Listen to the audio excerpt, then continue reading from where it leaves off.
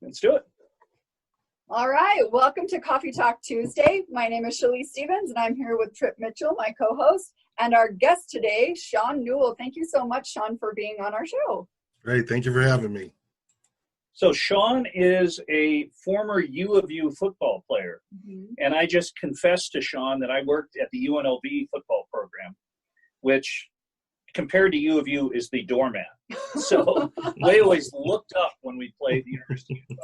And Shawn has done a great job transitioning, and he's a pillar of industry, a pillar of the community. Yep. And so Shawn, you have decided to make Utah your home.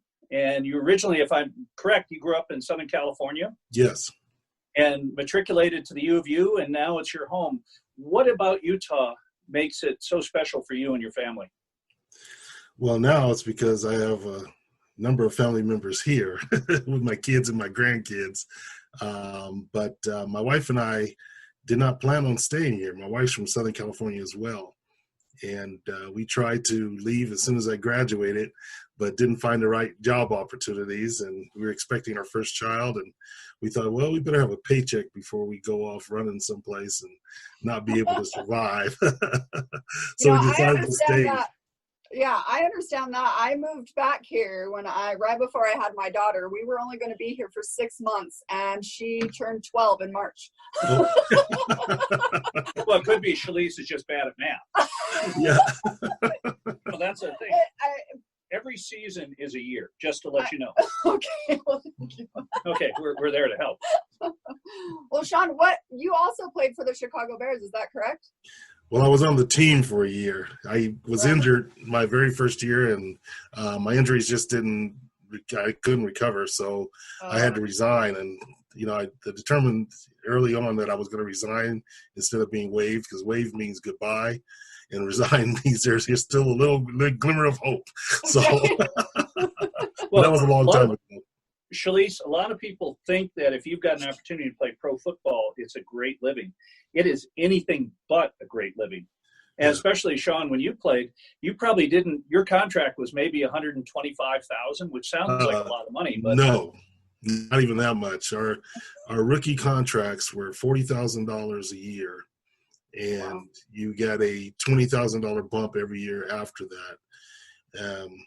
And even the guys who were making large amounts of money back then, in comparison today, it wasn't even close. Our first round draft pick signed for, I think it was $1.7 million back when I was playing. This was in 1983, 84. And everybody thought that was outrageous. And now, guys they'd hang up the phone on you if you said you'd give them $1.7 million. So it was a big difference. The one thing about football, as opposed to baseball, basketball, or hockey, in those three sports, the money is guaranteed. When you sign, they are going to pay you that money.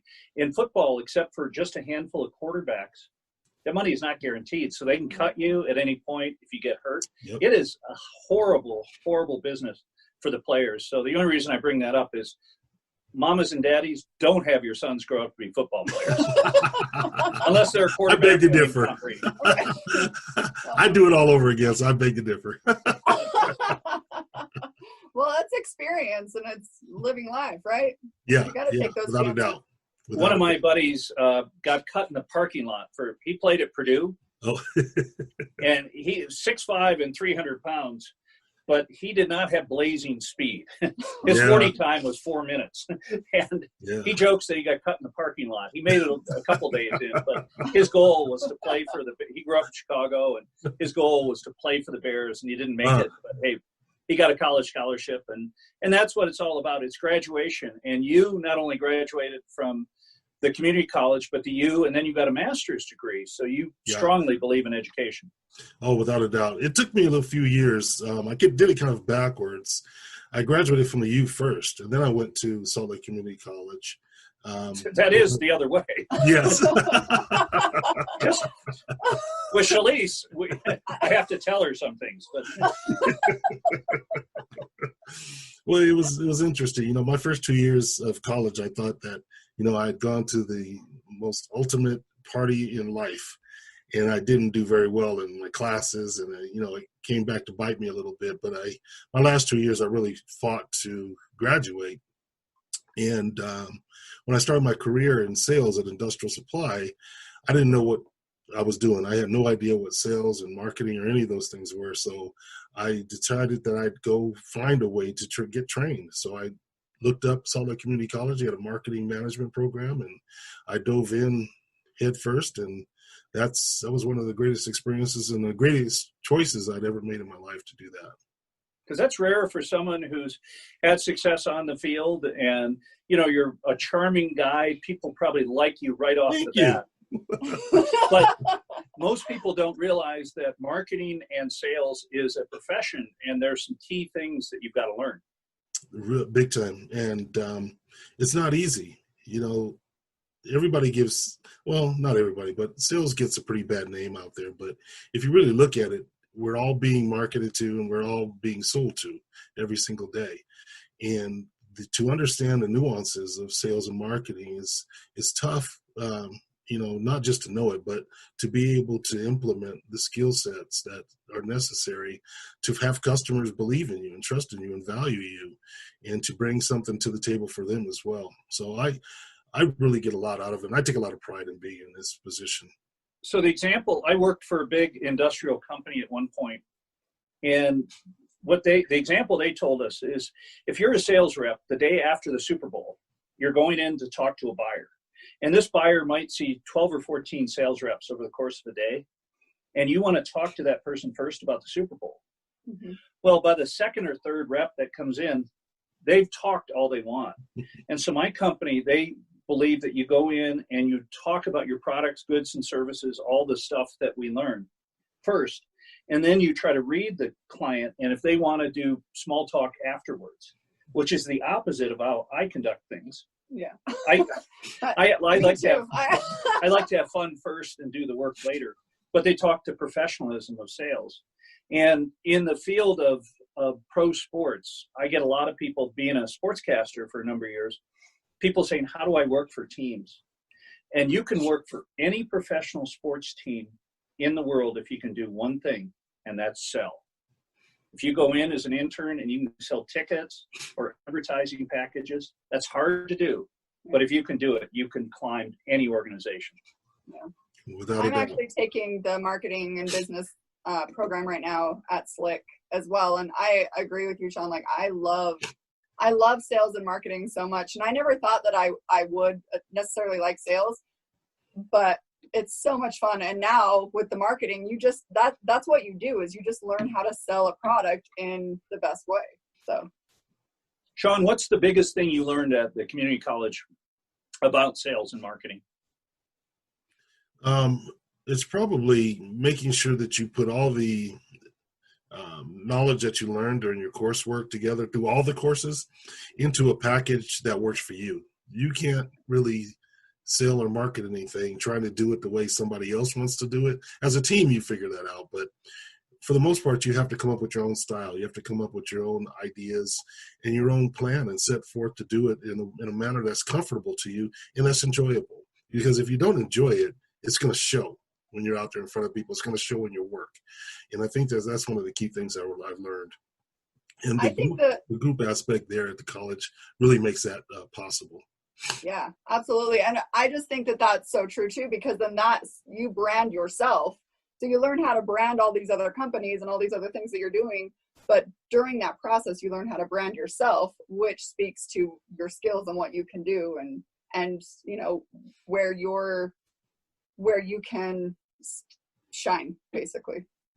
I worked with a narcissistic station manager down in Vegas, and she would give an award to the employees if they did a great job. They got to have dinner with her. And we tried to explain to her that, as wonderful as she was, and that's our last thought before we go to bed and our first in the morning, how wonderful Shenandoah was. But for a 25-year-old production guy at a TV station to go to a $100 dinner with Red was not. She had red hair as well. It was crazy. But Industrial Supply, tell our viewers and listeners what you do as a company. We are an industrial distribution company. We're about 103 years old, almost 104 years old, still family owned, fourth generation. And we supply products, mostly consumable products, to industry. So aerospace companies, construction companies, manufacturers of all different types. We supply the products that they need to make the products that they provide to us as consumers. And you're a vice president there, and what's your job there? I'm over our business development, so I'm a glorified salesperson. But I also get to really dive deep into the marketing part of our business and to go out and try to find new pieces of business for the company. That's fantastic. So your expense account is bigger than mine. No, I don't. I don't spend too much out there, trying to wine and dine.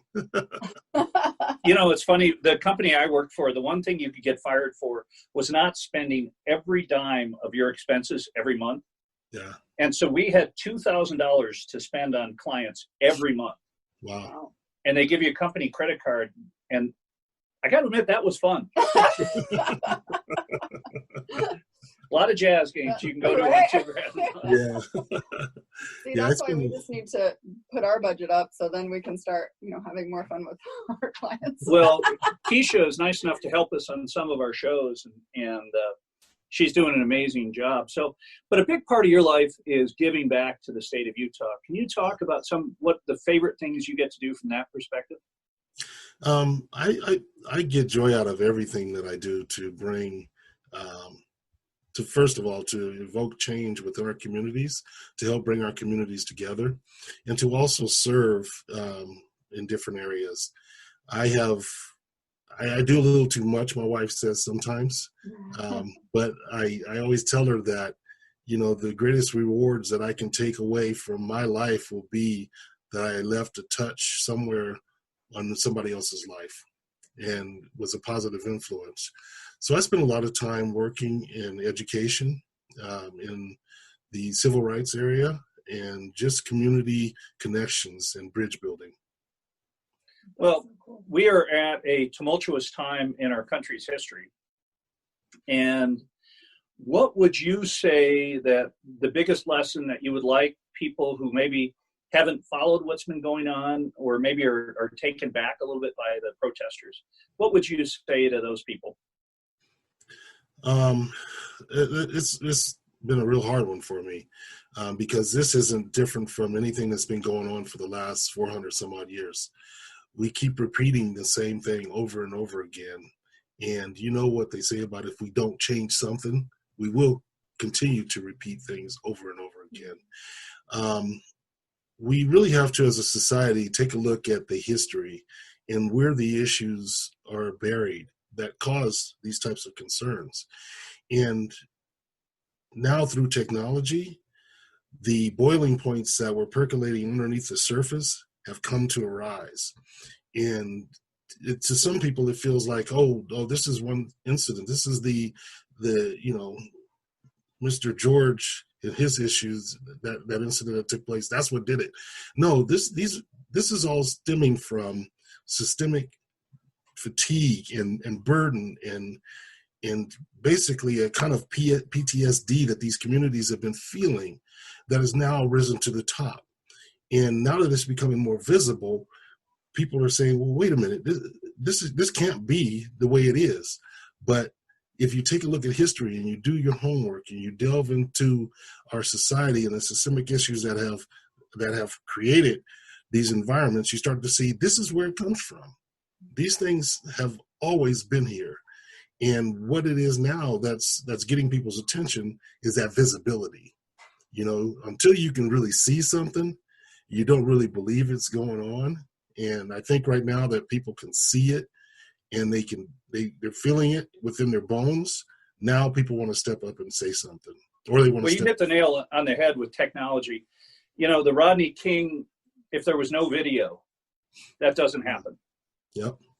And if now with the personification of video, it would seem to me that any officer who doesn't turn his body cam on, should not get paid for that shift. Yeah, they're going to have to figure out some means of punishment. My mother and I were talking the other day. I wrote on Facebook, I think it was, a little story about when I was a teenager coming from football practice. I had a beanie on and my cutoff thermals, and I'm driving home. But to drive home, I had to drive in through a predominantly affluent neighborhood and then go through a country club, and the road went through the country club and then back up to the other side of the golf course, which was where I lived. And I was driving, same speed, had my AM radio because it was a 67 Valiant that I was driving. Oh, you were three on the tree. A Valiant is not the Detroit word for Ferrari. No. No. And I passed some police officers going in the opposite direction. There were two of them in the car. And I knew the moment that they looked over that they were going to come and pull me over. And so I knew not to be pulled over in that neighborhood. So I took off. And my Valiant, of course, had a top speed of 35. So I was doing top speed. And I wasn't going to stop until I got home, which was just a couple of blocks from there on the other side of the golf course. And they were in full lights chasing me. I did not pull over until I got in front of my home. And when I got in front of my home, they pulled me out of the car, gunpoint, and laid me down. And my neighbors came out. My mother came out. That's the first time I ever heard my mother say some of the words that she said when she jumped off the porch. And they looked at her and they said, "Stay back. This kid stole his car."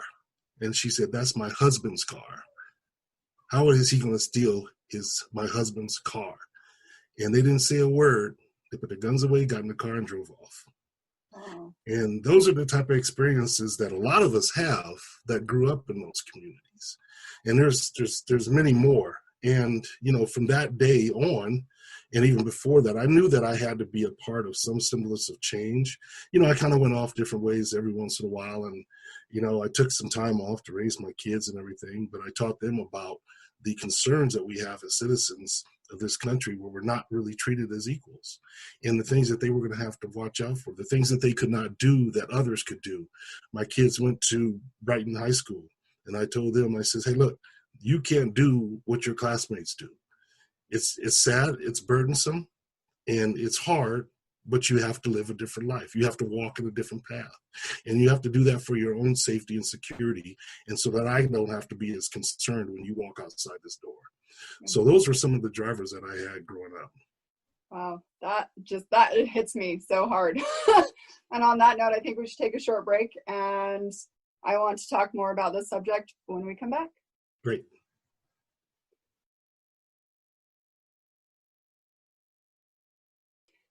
All right, welcome back to Coffee Talk Tuesday. We are here with Shawn Newell. My name is Shalise, and I'm here with Trip, my co-host.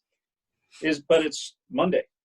It is Monday because we record a week in advance, so I can get all of our, stuff put together. Which I'm still working on the one for tomorrow. So you were lying to our viewers and listeners. You said Coffee Talk Tuesday. It is Coffee Talk Tuesday. But if we recorded on Monday, anyway, go ahead. Sorry. I'm off on a tangent. Shawn, getting back to your experience, having kids has got to be so tough. We had a young man on one of our shows last week who his father is the president of Liberia, been on the U.S. national men's soccer team, is a stud. And he is concerned about going out and not being pulled over. And in New York, we had something that is so terrible as far as I'm concerned, and that was stop and frisk. Mm-hmm. That policy gave police basically a freebie to stop and frisk any black youth they saw. And the numbers between the black youth and the white youth, it was astounding. Mm-hmm. That's probably a big reason why Bloomberg, he tested the water to become president, and that stop and frisk was the one thing that probably prevented him from having any traction. Working with the NAACP, talk about how that one policy set back relations between African Americans and the police in New York for a lot of years. Well, what it did, and I don't know all the details, but I know from talking to people in my community, what it did was just gave license to what was already going on. And it just said, look, we're not going to worry about your complaints when somebody stops you and frisks you. We're not going to worry about them emptying your backpack on the sidewalk. We're not going to worry about them delaying you from, getting to where you need to go just simply based on the color of your skin. That was the biggest concern. We already knew that it was happening, but to give free license to do so was significant. And there you just start to really trigger the fears of people and saying, now we know dang well that no matter what we do, they're going to come get us. And you cannot function that way and to be your whole self and to feel valued as a person when that environment exists around you. Wow. I've had a lot of conversations on this topic, and, being a white girl, I didn't realize, and not from Utah, but like living in Utah for so many years, and this topic doesn't come up as frequently as it would perhaps in New York or other places. Like, you don't see it as much, and like, I wasn't raised to be racist, so it's not even like, something that really has been put on the forefront of my conversations and my life until now. Like, I mean, you talk about it, and of course you raise your kids, you don't see color and all that stuff. My kids have different ethnicities as friends and everything like that, and they don't see color. So it's so, I think, especially with people that don't understand the depth of this, it's really just bringing all of that up, and it's so horrifying to me actually when I'm hearing these stories. And so I run a nonprofit and Rainy Days Foundation. One of my heart moms that I met in Atlanta, it's a African American family, and her story, I didn't even know this about them, but when she was trying to get a heart transplant for her son, she got the worst comments for her. I don't even think it was GoFundMe at that time, but for what she did. And it, like, why would you try to save that child? And all this like horrible stuff. And that was like the breaking point for me, because I'd heard stories, and just like you were saying, like, your conversations with your kids are way different than the conversations I have with my kids. And I didn't even realize that. And so I think that this is such a great opportunity for us to start having these hard conversations, or the things that you can just push under the rug and not talk about. We should be talking about them. Yeah, that's. And I love what you said in your post, that, what can we do? So what can we do? Well, you hit it on the head when you said, let's have the hard conversations. You also mentioned that you tell your kids not to see color. That's not what people who are different from one another want. We want you to see the value of us at who we are as we are in front of you. And, going back to the hard questions, the reason hard questions are so difficult for people to converse about and have dialogue about is that you have to self-reflect. And when you self-reflect, you find yourself guilty sometimes of not doing what you need to do in the moment. For example, I can probably bet dollars to donuts that the three of you have probably had some sort of racist statement made in front of you that you heard. And you determine that, that's not me, so I'm not going to say anything, and you let it go by. But in reality, to make change happen, you have to say, hold on a minute. I need to talk to you about what you just said. Go and give to me the reasoning behind what you just stated. And then you're starting to get that conversation. But I bet they won't feel comfortable in doing so, because now you've put somebody on the spot. Right. And to be on the spot is where we need to be able to start having these true, authentic conversations about the incidents that are taking place in our environments. We all are leaders on earth. We all have an opportunity to take one element of our society and make a change, positive or negative. You pick which side you're going to go to. But we all have that opportunity to create dialogue through the connections that we have with others. And it's important that we ask those hard questions to each other. Don't be fearful to ask people from the African American community hard questions.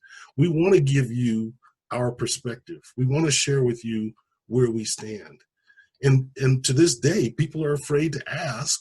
They're afraid to ask me, and I'll talk about almost anything. Yeah, but they're afraid to ask me, you know, where do you stand on this? What are your experiences?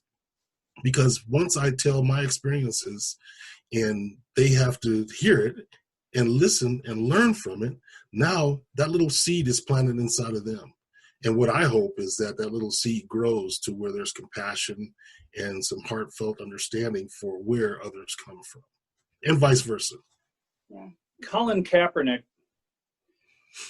did something that was amazingly brave of him to do, and it cost him his NFL career. Mm-hmm. He has not been signed since those days. Are we going to look at him as our version of, let's say, John Carlos, and who did the Black Power salute at the '68 Olympics in Mexico City? Is he going to be a hero for the Black community? Well, he is. And one of the things that was just so sad about that whole situation is what he did was taken fully out of context, because the powers that be did not know how to deal with that issue at that time. And without having an understanding of how to deal with it, they had to shift the narrative.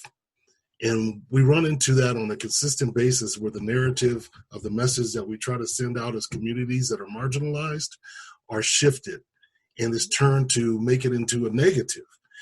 He had nothing against the flag of the United States. He was making a statement about the treatment of people in his community and communities like his.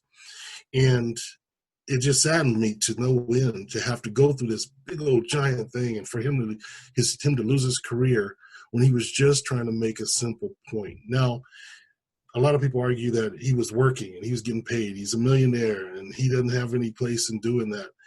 He had the greatest place in doing that because he had the most influence and impact available to him to get that message across. Yeah. Well, that's what the point that you bring up, the shift of topic, the shift of conversation. That's what I feel is happening when there are riots and looting and everything. I feel like the conversation shifts to that the fact that it's happening rather than the why behind it. Yep. So, I mean, at this point, it is hard, and it is almost like walking on glass for a lot of things. Because I even have another friend, a white friend of mine, and she is married to a Black man, and she's been getting so much crap for standing up for Black Lives Matter because she's a white girl, and how can you possibly understand?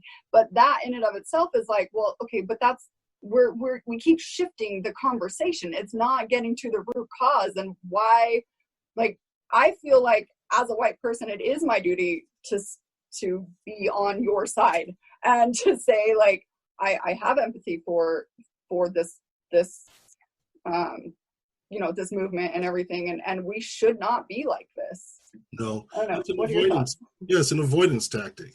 When you don't want to avoid something that's uncomfortable for you, you have to set up barriers. And when you set up barriers to communication, you're really impacting things. Because if we can't communicate, if we can't talk to one another, we're never going to be able to move forward. And that's simple. I mean, I have friends from every different race, every different culture.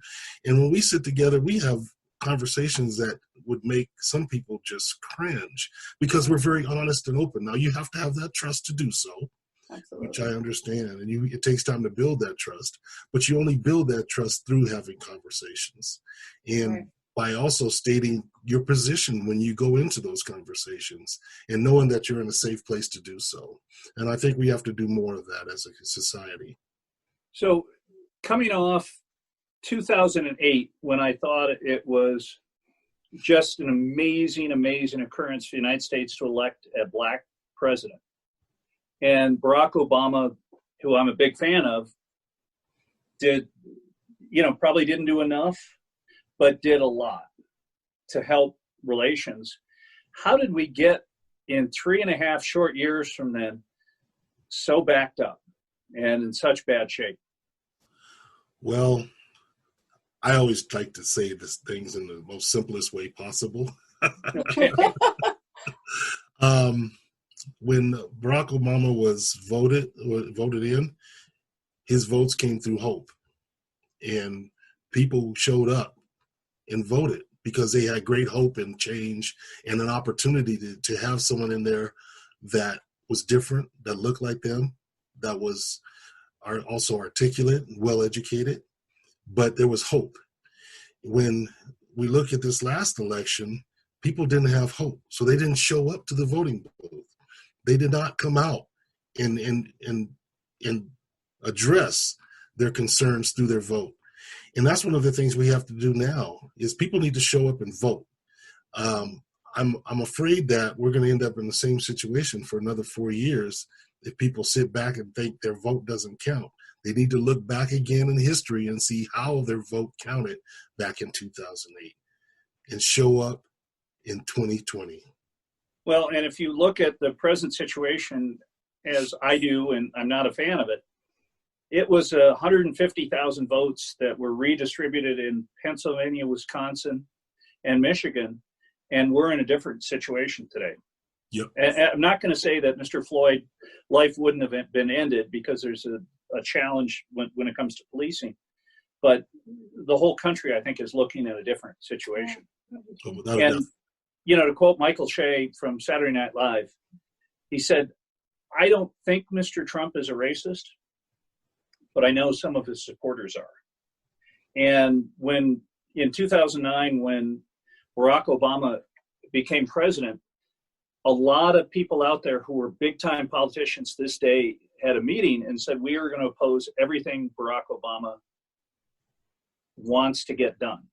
And those people are very big time politicians these days. So there was a certain amount of racism that went on above the line, as it were. Mm-hmm. And for us to be the true great country that we want to be and that we believe we are, that has got to change. Yeah. You know, I'm behind you 100%. But, you know, to get to that point of change, you got to be able to share with one another our thoughts. We got to share with each other our experiences, because, you know, we're not that different. You know, we want the same things in our lives. I don't understand trying to create barriers for somebody that wants the same thing I have. We don't want to take away from anybody as communities. We just want to participate in our society. We want to participate as equals. We want to be able to go where we want to go safely and not be concerned. We want to share. And there's so many beautiful things from both sides that can be shared. I mean, everybody likes to eat. And I always say to people, food is one of the great conduits of our society, you know, and we do. People share in foods, and they eat different foods from different countries, and they enjoy it thoroughly. But you bring those people that created those cuisines together, and you have conflict. It doesn't make a bit of sense. You can go eat Chinese food, but you don't like Chinese people. You love Indian food, but you don't like Indian people. You eat African food, oh, that's really unique and different, but you don't like African people. It just doesn't make sense to me. You know, they're building a wall, and if they took all the tacos and burritos off the street in the United States on the other side of the wall, people would go berserk. But you don't care about the people that bring those cuisines to us. Yeah, I just really don't understand that, and we have to change that. Well, I think one thing that you said just in this whole conversation that stood out to me was when you said, you know, let them see color.